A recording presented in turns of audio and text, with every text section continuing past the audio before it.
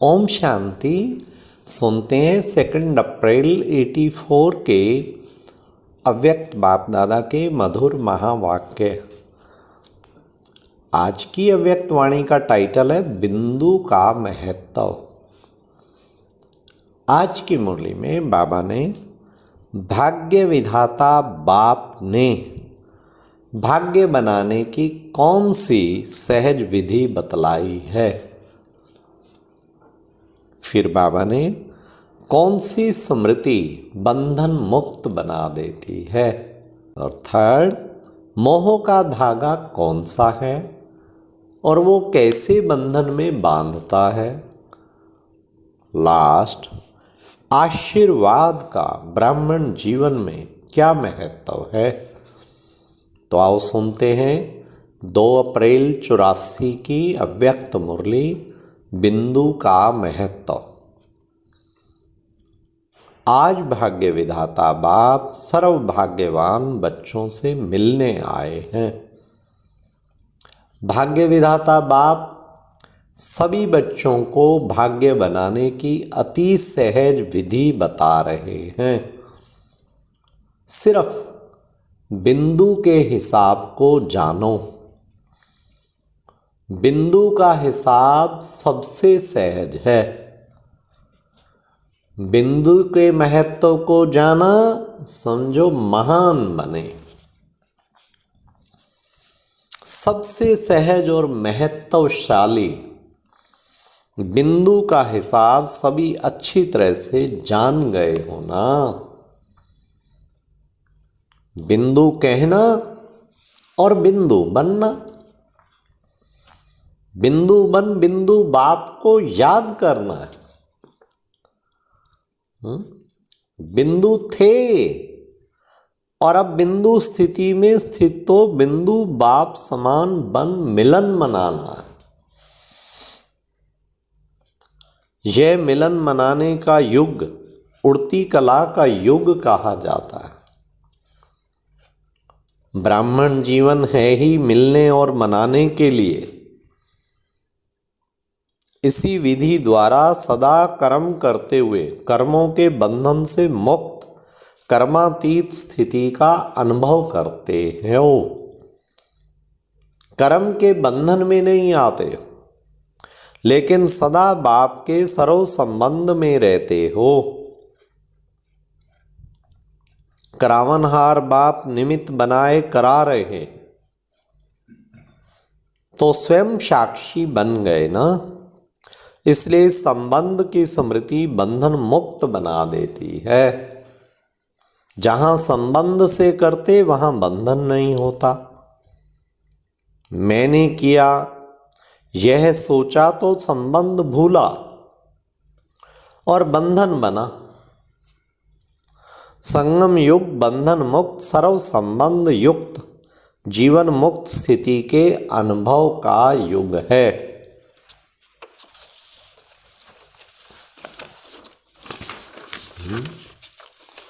तो चेक करो, संबंध में रहते हो या बंधन में आते हो।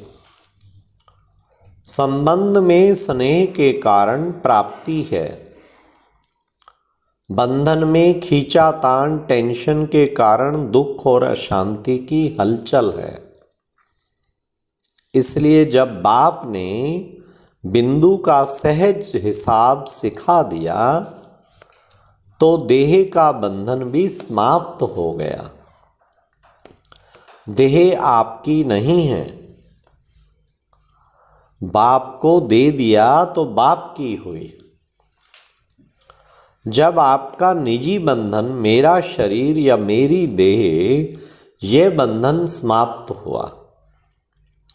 मेरी देह कहेंगे क्या आपका अधिकार है। दी हुई वस्तु पर आपका अधिकार कैसे हुआ। दे दी है व रख ली है। कहना तेरा और मानना मेरा, यह तो नहीं है ना। जब तेरा कहा तो मेरेपन का बंधन तो समाप्त हो गया।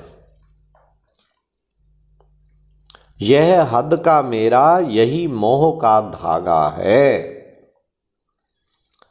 धागा कहो, जंजीर कहो, रस्सी कहो, यह बंधन में बांधता ही है।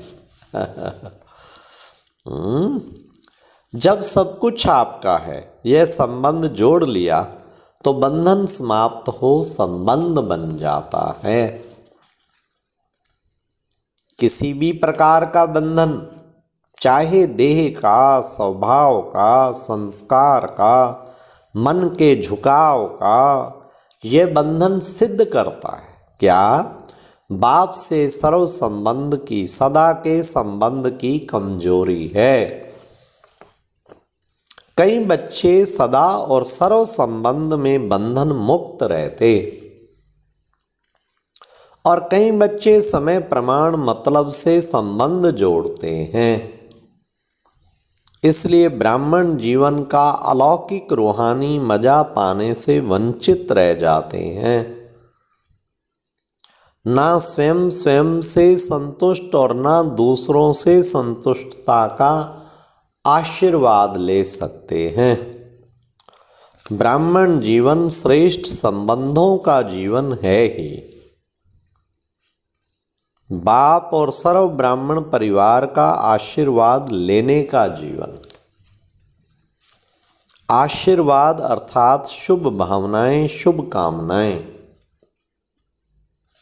आप ब्राह्मणों का जन्म ही बाप दादा की आशीर्वाद कहो, वरदान कहो, इसी आधार से हुआ है।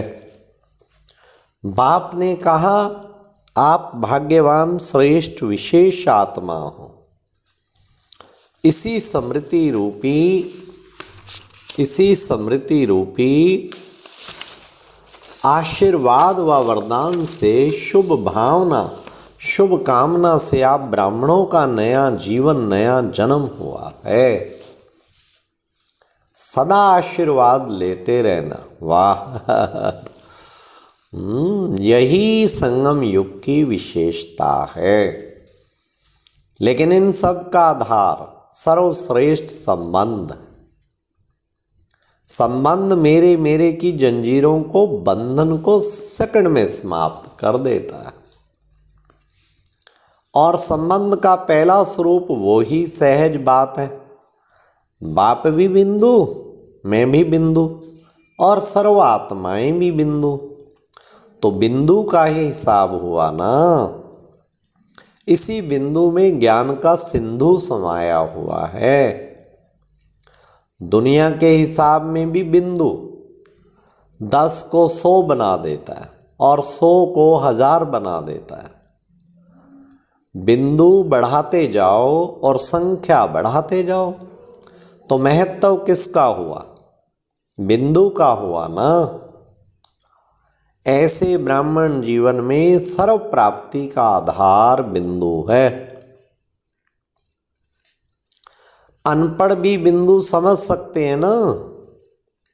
कोई कितना भी व्यस्त हो, तंदुरुस्त ना हो, बुद्धि कमजोर हो, लेकिन बिंदु का हिसाब सब जान सकते हैं। माताएं भी हिसाब में तो होशियार होती है ना। तो बिंदु का हिसाब सदा याद रहे। अच्छा, सर्व स्थानों से अपने स्वीट होम में पहुंच गए। बाप दादा भी सभी बच्चों को अपने भाग्य बनाने की मुबारक देते। अपने घर में आए हैं, यही अपना घर दाता का घर है। अपना घर आत्मा और शरीर को आराम देने का घर। आराम मिल रहा है ना, डबल प्राप्ति है। आराम भी मिलता और राम भी मिलता, तो डबल प्राप्ति हो गई ना। बाप के घर का बच्चे श्रृंगार हैं। बाप दादा घर के श्रृंगार बच्चों को देख रहे हैं।